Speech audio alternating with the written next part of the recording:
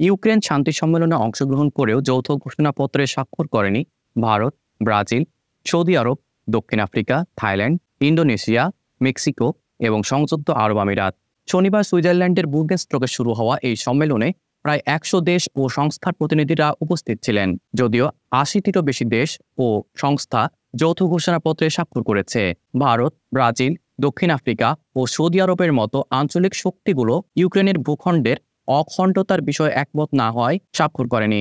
সম্মেলন শেষে ইউক্রেনের প্রেসিডেন্ট ভ্লাদিমির জেলেনস্কি স্বাক্ষরের অভাবকে দুঃখজনক বলে উল্লেখ করেন। তবে তিনি এটিকে শান্তি অর্জনের প্রথম পদক্ষেপ হিসেবে দেখছেন।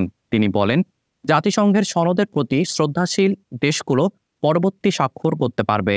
সুইজারল্যান্ডে অনুষ্ঠিত ২ দিনের সম্মেলনে চীনকে আমন্ত্রণ জানানো হলেও রাশিয়াকে আমন্ত্রণ জানানো হয়নি। রাশিয়ার অনুপস্থিতিতে সম্মেলনকে অর্থহীন মনে করে চীন অংশ নেয়নি। তুরস্ক, যেটি রাশিয়া ও ইউক্রেনের মধ্যে শান্তি প্রতিষ্ঠায় মধ্যস্থতাকারী হিসেবে কাজ করছে, যৌথ ঘোষণাপত্রে স্বাক্ষর করেছে। এছাড়াও আর্জেন্টিনা, ইরাক, কাতার ও রুয়ান্ডা স্বাক্ষর করেছে। ইউরোপীয় কমিশনের president Ursula von der Leyen বলেছেন, ইউক্রেনের শান্তি ফেরাতে সময় লাগবে, কারণ পুতিন যুদ্ধ শেষ করার বিষয়ে আগ্রহী নয়।